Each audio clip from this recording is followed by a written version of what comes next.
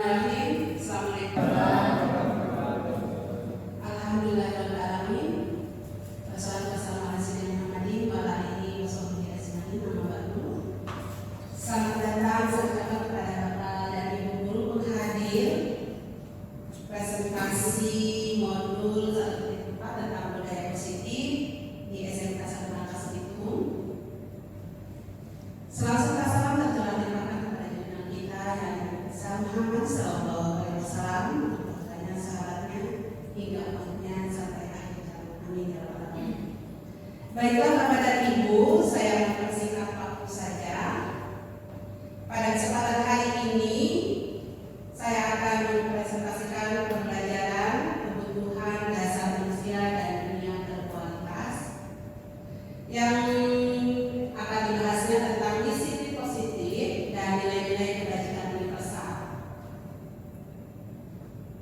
di mana di disiplin positif dan nilai-nilai kebajikan universal kita Bapak dan Ibu sudah mungkin tahu, sudah pernah mengaplikasikannya dalam lingkungan sekolah atau minimal di lingkungan kelas yang kita ajar.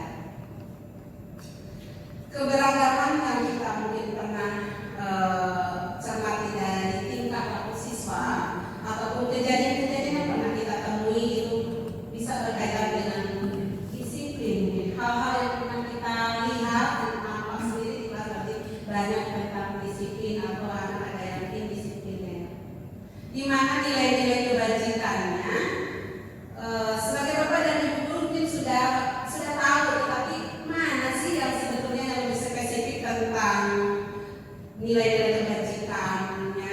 Yang pertama di sini ada tentang profil pelajar Pancasila. Mungkin anak kita sudah melaksanakan sholat, sudah ketemu dengan guru mungkin ketika itu mengucapkan salam. Ternyata itu termasuk kepada beriman dan bertakwa kepada Tuhan yang Maha Esa, berakhlak mulia, mandiri. Nah, terkadang mandiri itu bukan hanya dia bisa untuk dirinya, namun bisa berbagi mandiri umpama dia sudah mampu. Tetapi ketika ada teman yang tidak mampu, ya saling ada gotong royong.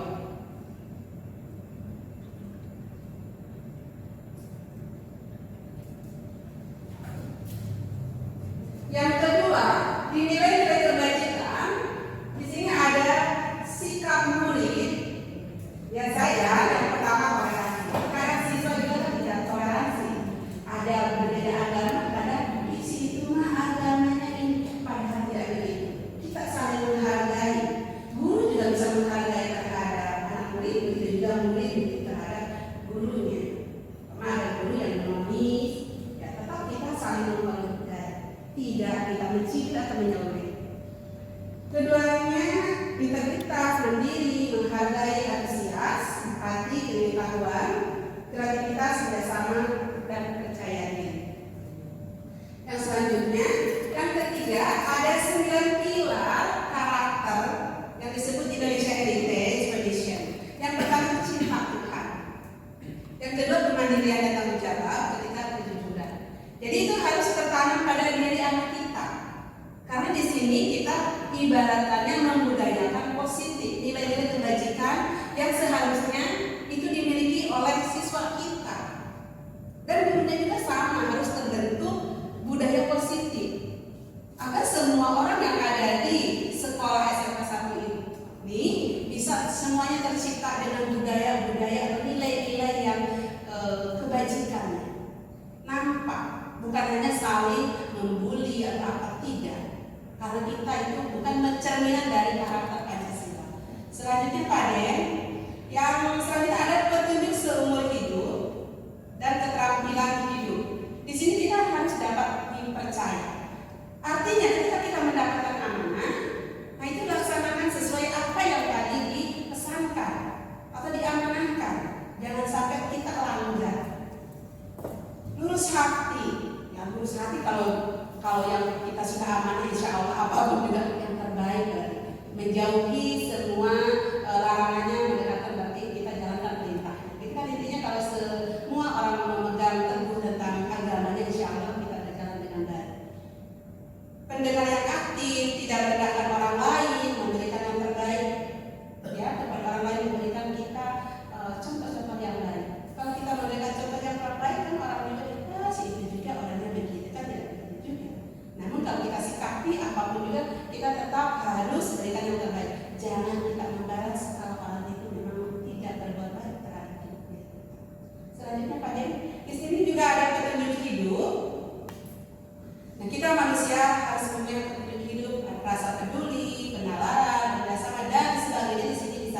dilihat mungkin di slide ya karena terlalu banyak.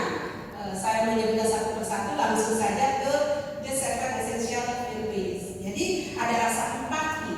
Kalau orang lain mendapatkan kesusahan atau apa, setidaknya kita rasa empati. Lihat, oh ya ini ikut ya, maksudnya perhatian ada. Bagaimana kalau orang terkena musibah, kalau kita cuek, kurang perhatian, intinya kan tidak peduli. Ada rasa kepedulian terhadap sesama ataupun tetangga kita setidaknya. Jadi kalau di sekolah mungkin sesama teman kamu di kelas ada orang yang sedih, dibantu kenapa tanya ini. Kalau kita mampu ya bantulah di saat. Ya. Selanjutnya pada ini di sini juga ada peduli, rajin, integritas dan rasa hormat. Itu merupakan kepada nilai-nilai kebajikan yang harus kita sebagai guru memberikan contoh suri tauladan kepada anak didik kita ketika di sekolah. Cara pakaian yang salah kita berikan, contohnya ya begini. Jadi pandangan. Mungkin kalau manusia terlahir sempurna, insya Allah kita semuanya juga akan sempurna. Sudah Allah memberikan sempurna manusia di sini. Tinggal kita menyikapinya ketika kita di dunia mau membawa kemana diri kita sebenarnya. Ya. Jadi di sini banyak sekali nilai-nilai kebajikan yang harus kita pakai dan terapkan dalam kehidupan kita sehari-hari di sekolah atau di rumah pun sama. Gitu. Apalagi di sekolah seorang guru harus memberikan contoh-contoh yang baik kepada anak didiknya. Karena kenapa anak didik kita untuk kedepannya akan menjadi dikemas pemimpin masa depan yang berakhlak, yang berkarakter Pancasila. Semuanya terikat pada karakter Pancasila itu. Jangan sampai anak dalam berarti tidak termasuk pada karakter Pancasila. Lanjutkan pada ini sedikit nanti pada ini. Tentang di sini sebenarnya ada restitusi 5 posisi kontrol. Rata-rata guru bukan di SMK 1 saja, biasa ibu juga dulu mengatakan hal yang seperti itu sebelum tahu di materi calon guru penggerak. Banyak posisi guru, terkadang langsung kalau posisi penghukum langsung kamu beli. Kamu yang salah, matanya melotot, bahasa tubuh berkata, ya nada tinggi suara, tidak pernah dia merasa rendah hati, merasanya tinggi saja, ambisi dan sombong. Itu seorang guru yang penghukum belum tahu bagaimana memberikan tauladan yang baik kepada anak didik. Setelah ibu masuk di CGP ternyata iya ya. Kalau kita seorang penghukum kita merasa benar, ternyata diri kita kalau diintrospeksi banyak yang salahnya. Selanjutnya pada ini di sini ada restitusi 5 posisi kontrol selain yang tadi penghukum, ada pembuat merasa bersalah. Dulu kalau ada merasa bersalah, karena keseringan terlambat. Kamu gimana sih sebenarnya? Orang tua kamu ketika kamu kesiangan tahu tidak? Jadi nadanya nada merasa bersalah banget seorang guru. Coba kamu lakukan kamu benar apa tidak? Salah tidak? Melanggar aturan tidak? Pasti kan begitu. Tapi nadanya nada lembut. Tapi merasa bersalah gitu perasaannya ya. Aku tuh saat ini mungkin itu nadanya kan begini.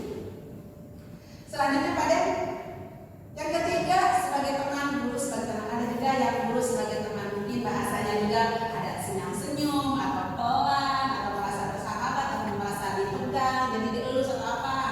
Jadi ada perasaan sebagai teman. Tapi sering sekali itu hukum yang kita merasa bersalah. Teman jarang sekali. Guru tidak mau menjadikan sebagai teman biasanya, agak beda. Selanjutnya pada sebagai pemantau selalu mengawasi gerak-gerik kalian. Apapun selalu diperhatikan oleh guru. Kamu kalau apa-apa, ibu lihat kamu kemarin tidak mendapat tugas. So apa kamu mau terus guru itu ternyata ke siswa? Padahal tidak begitu seharusnya. Ada posisi yang lebih ideal yaitu manajer. Ya, di manajer posisi bukan hanya sekedar guru saja, namun itu untuk memanage siswa kita agar bisa untuk dirinya di kemudian hari. Bukan gurunya sebagai manajer berkuasa tegas ini, bukan. Tetapi itu anak didik kita yang kita sebagai manajer itu anak didik kita agar kehidupan masa depannya dia bisa memanage dirinya mana yang baik, mana yang salah. Jadi bisa mengatur dirinya. Itu saja yang dapat saya sampaikan. Mungkin nanti dilanjut. tentang segitiga restitusi, cara memvalidasinya atau bagaimana solusinya oleh Pak Denny dari SMP 1 untuk kelanjutan. Saya hanya sampai ke 5 posisi kontrol sebagai guru, penerapan yang SMK 1 Rangkas Bitung. Selanjutnya dilanjutkan oleh teman saya Pak Denny. Enggak, Pak Denny, silakan. Baik, terima kasih. Suaranya kenceng ya, luar biasa. Orang lapangan gini. Selanjutnya saya akan coba presentasikan terkait segitiga restitusi. Ya, langkah dan dari kontrolnya ada 3, yaitu menstabilkan identitas. Ya, kita semua melakukan hal terbaik yang bisa kita lakukan. Itu ya. Yang kedua adalah validasi tindakan yang salah. Ya, semua berlaku dari alasan. Jadi, ketika murid kita salah, jangan dijudge kamu salah, tapi kita harus tahu dulu, ditanya dulu, kamu kenapa? Contoh, dia datang terlambat ke sekolah, tapi jangan bilang kamu datang terlambat begini-begini. Tapi harus tahu dulu kenapa kamu datang terlambat. Ya, harus tahu dulu apa alasannya, apa kamu datang terlambat. Itu ya, itu memvalidasi. Kemudian menanyakan keyakinan. Kita semua memiliki motivasi tertentu. Jadi keyakinannya kita sudah buat keyakinan. Jadi kamu yang kamu lakukan itu salah. Ya, jadi yakinkan seperti itu. Dilanjut.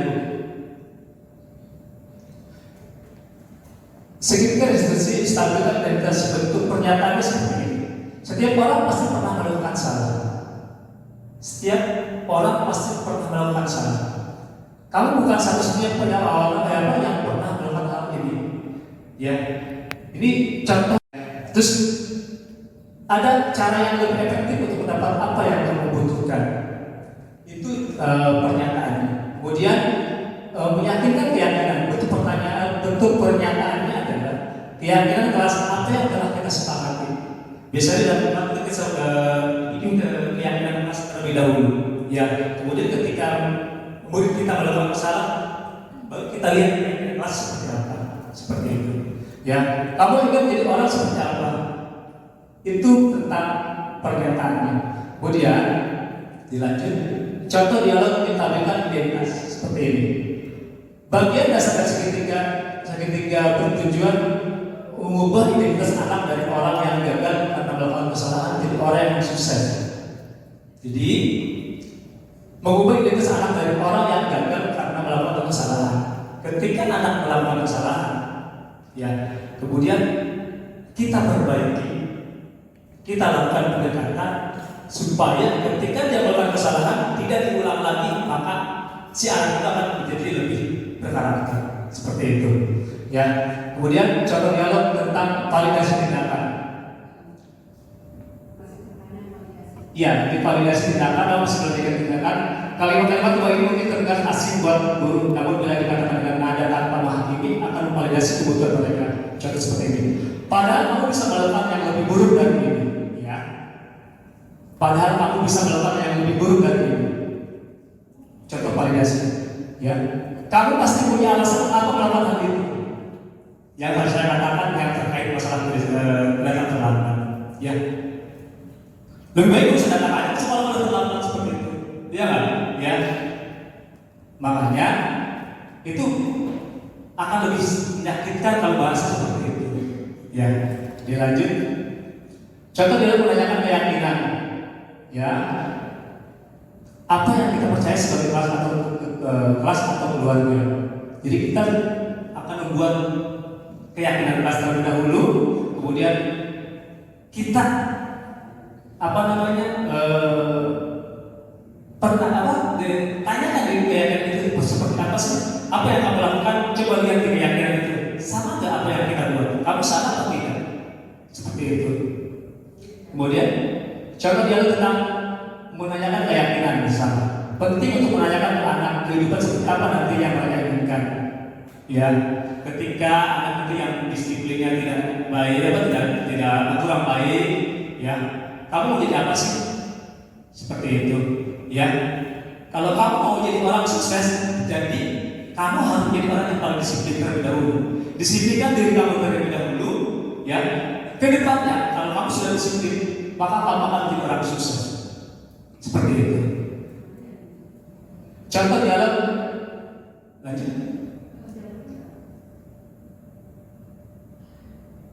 Sudah, nah ini masih yang paling saya ulang. Ya, naik ke bawah. Nah, ini contoh dialog, ya. Ini seorang manajer.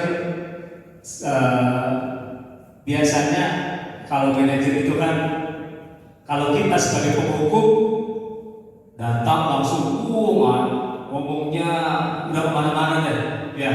Tapi kita kalau seorang manajer pasti bahasanya tidak seperti itu. Dia akan lebih baik. Contoh begini, guru, Adi, apakah kamu mengetahui jam berapa sekolah dimulai?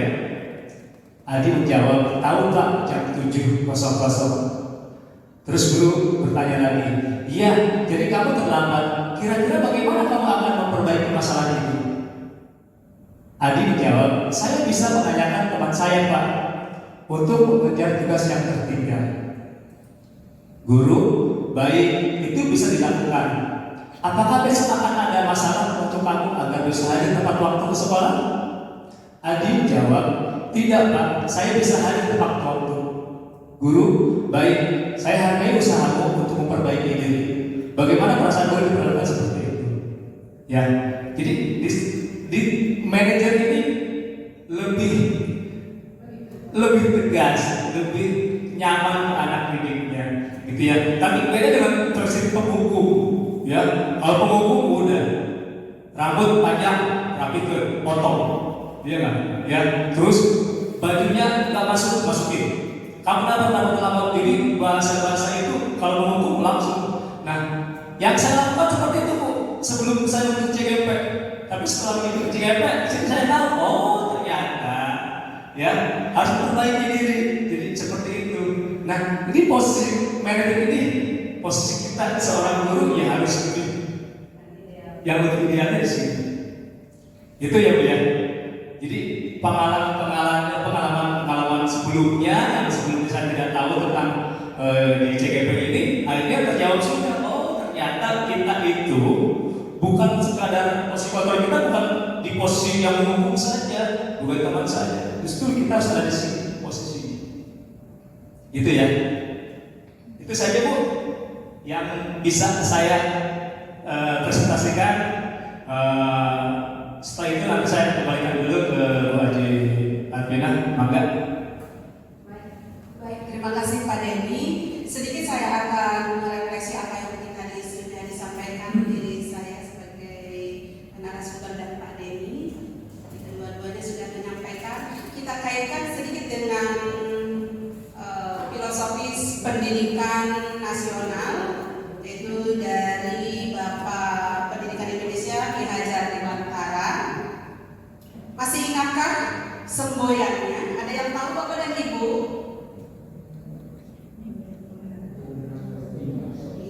Ingarso Sungkelodo Imanyo Mangkarso Tuturi Handayana. Baik, terima kasih Bapak dan Ibu pintar semua. Seorang guru pasti bisa menjawabnya ya. Karena di sini kelima posisi kontrol itu sebenarnya untuk guru, tetapi jangan kita yang pakai penghukum Pak. Kalau sudah tahu cara menghukum itu kurang baik sebenarnya. Kalau kita rasanya benar saja di sini, tetapi kalau kita dievaluasi sama, kita pun banyak kekurangannya. Kalau di posisi yang ideal ini, yang manajer itu sangat luar biasa. Nah minimal mungkin sebagai teman itu agak suaranya direndahkan, tidak di posisi pemantau atau di posisi merasa bersalah pun, kita minimal sebagai teman ke anak didik kita. Jadi dia tidak terlalu kaku ketika kita berhadapan dengan guru-guru, berhadapan dengan siswa. Oh begini cara menyikapinya ketika ada permasalahan. Bisa dipahami dan Bapak dan Ibu guru, kita mengingatkan ke filosofis pendidikan nasional saja. Guru itu hanya memberikan suri teladan contoh-contoh yang baik untuk anak didik kita, agar anak didik kita bisa sukses di kemudian hari, menjadi orang yang berguna, untuk menjadikan dirinya seorang pemimpin yang di masa depan yang dia harapkan oleh pemerintah dan diri kita juga sebagai dirinya, untuk mencapai apa? Kebahagiaan yang kita inginkan.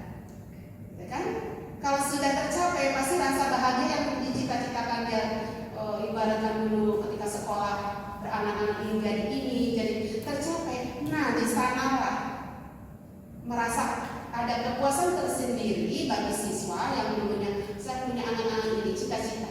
Nah, sebagai guru tinggal membimbing dan menuntut siswanya sesuai bakat dan minat. Ya, jadi ketika jadi guru kita sekolah tolonglah minimal sekarang sudah tahu keilmuannya, jangan menjudge anak seakan kita yang benar, ternyata itu salah. Berikan yang terbaik untuk anak didik kita di kemudian hari, semoga menjadi anak-anak yang berkarakter Pancasila sesuai dengan filosofis pendidikan nasional. Dan jangan sekali langsung merasa yang benar, hukum tidak. Ya, tanya dulu ada segitiga restitusi yang tadi menitampilkan keadaan, validasi, dan menanyakan keyakinan kelas kita yang sudah disepakati di kelas. Makanya tadi pun saya membuat keyakinan kelas di P5BK di kelas 10 TNI. Saya membuat kesepakatan kelas dulu tanpa membuat kesepakatan, yaitu yang dinamai keyakinan kelas yang antar siswa semua menyetujui, yang ide-idenya disumbangsikan yang kita setujui. Mana sekiranya tidak, dan keluarkan kata-kata yang dari anak-anak tadi masukkan. Untuk apa? Nanti dia tidak melanggar apa yang merasanya tadi benar, ternyata salah, merasa salah, ternyata benar. Nah, kalau sudah ada keyakinan kelas di sana, nah itu sesuai kita simpan. Dan kalau sudah ada, simpan di mading kelas. Semuanya akan mengikuti kata aturan yang kita sudah yakinkan bersama satu kelas itu. Jadi Bapak dan Ibu guru, semoga apa yang tadi saya sampaikan bersama Pak Denny, mudah-mudahan ada manfaatnya untuk kita sebagai guru menjadi guru yang berkarakter Pancasila, yang berbudi pekerti luhur. Itu saja Bapak dan Ibu, mohon dengan sangat kekurangan dan kelebihannya kami dari para narasumber berdua ini mohon dimaafkan karena manusia tak luput dari salah dan hilang. Allahumma afiq bila awal Wassalamualaikum warahmatullahi wabarakatuh. Waalaikumsalam warahmatullahi wabarakatuh.